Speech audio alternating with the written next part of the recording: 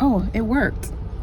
Hey guys, it's Sakina, your favorite nutritionist, and today I am on a little excursion to Central Market to look for an herb or like a plant, like it's a plant that you can eat called Fiddle head fern.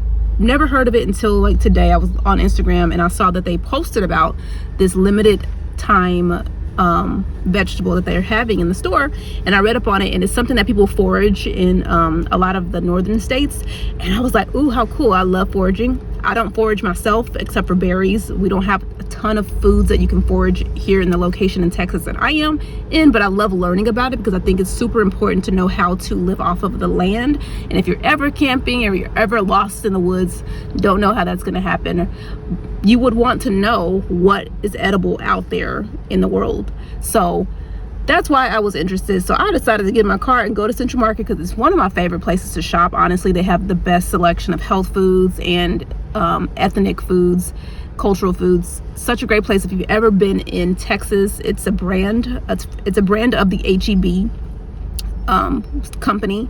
It's their version of Whole Foods, and in my opinion, it's a lot better than Whole Foods. So that's what we're doing today. I'm gonna go see if they have the fiddle head fern, I believe I'm saying that right, here at this location that I'm at, and then I'm gonna go home and I'm gonna cook them and try them for the first time and bring you guys along for the ride.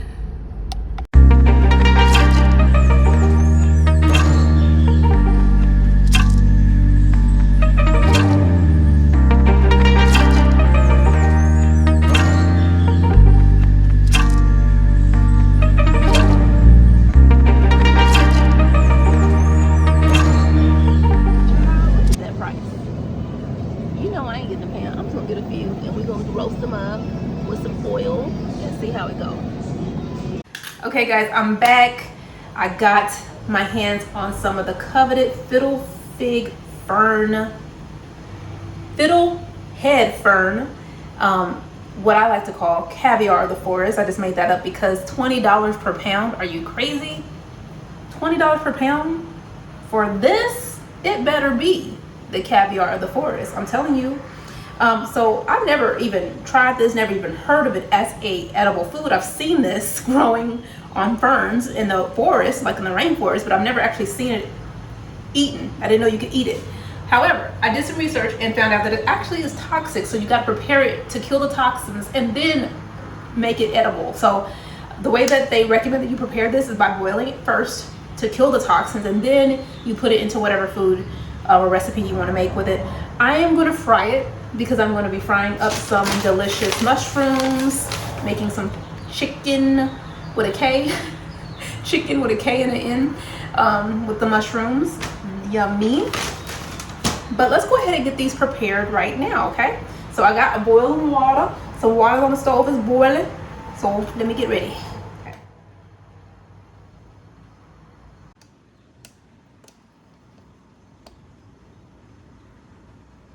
And I should tell you that prior to me actually putting this in the water to boil, I rinsed it first, then I put it in a bowl of water to rinse it some more and to peel off any excess like black purplish skin. It has this like black purplish skin that kind of lingers, and you were supposed to peel that off. So that's what I did first.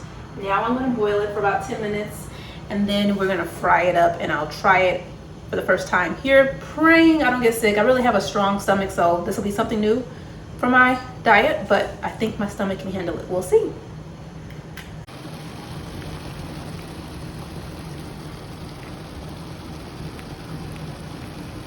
Okay, I've made a big old mess in my kitchen. Just a second, I feel like my dog's about to start barking. Okay, so I have fried half of my fiddle head leaf, fiddle head fern. I'm sorry, I can't figure out what to call it. What it's called. Fiddle head fern.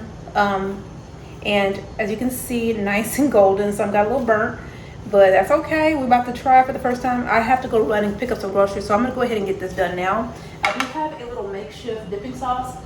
This is Greek yogurt mixed with lemon juice. A lot of times, usually I like to put some fresh dill in there. I don't have any fresh dill, so it's just lemon juice and Greek yogurt. So we're gonna take one of these. I want one that's extra crispy like that. That looks really good.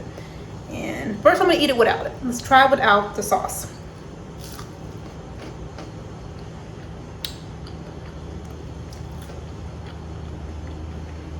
Okay. Not much flavor. Nothing like super pronounced. It's okay. I read that it's similar to like asparagus, and asparagus is one of my favorite vegetables, so that's why I wanted to try it. Nice and tender. Like I said, it's been cooked very long, boiled for 10 minutes and then fried, so any toxins that this would have had should be gone. Really nice texture. Similar texture to like fried okra. And the thing I like about this particular vegetable that I think you should consider, especially if you're having like an event, like maybe you're doing like a brunch at home or some kind of private dinner at your house, it's very visually interesting. I wouldn't say that it's visually appealing, but it's definitely a conversation starter. Like if I saw a platter of these little things unfried, like maybe sauced up with some olive oil and, you know, maybe roasted or air fried, I would be like, what is that? That's a perfect conversation starter, and it's a great way to like open up the floor for people to learn something. You know, whenever you invite someone over into your home for like a dinner party or something, you definitely want to have conversation pieces and topics and things like that, especially safe topics. And I think this would be a great food item to kind of really get everyone talking. Everyone can like talk about it and try it for the first time if they're curious and adventurous with their food. But that's all I have for you guys. It's nothing to write home about taste wise. I don't know why it's such a big thing up north, but perhaps it's because it's something you can forage on your own. I don't know. Maybe I didn't prepare it right, but if you know how to prepare this in like a better way that's more appetizing, that really brings out the flavor, because I'm not really getting much flavor, or unique flavor I should say, drop it in the comments below. I would love to learn how to prepare this. It's a springtime food, so it's limited, it's available for a limited time, so I don't even know if I'll have an opportunity to go purchase it again, but maybe next season I'll run to the store, grab it, and prepare it in a different way. But thank you so much guys for watching, and I'll see you guys next time. Bye. A few moments later. Quick check-in. It's been about maybe like 8 minutes since I ate the fiddlehead fern, and I feel weird. I'm gonna be honest with you, my throat feels a little weird. Could be my imagination. My apartment was getting really smoky, so it could have been all the smoke inhalation. My throat ain't closed and it just felt a little weird. I don't know, y'all. I don't know, but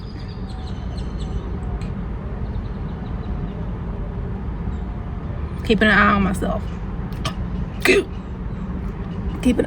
It feels a little weird. I'm not sure if it's the smoke. It could be the smoke inhalation. I feel like I smell like smoke. My apartment got real smoky, so maybe that's what it is. But I do feel a little weird. My eye also feels a little weird. I checked the mirror. It ain't swollen, so we good there. I don't know. I don't have any allergies that I'm aware of, but sometimes I do have an allergic reaction out of nowhere.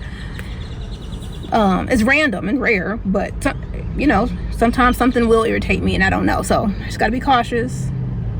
Proceed with caution, guys, with that one. You heard it here first.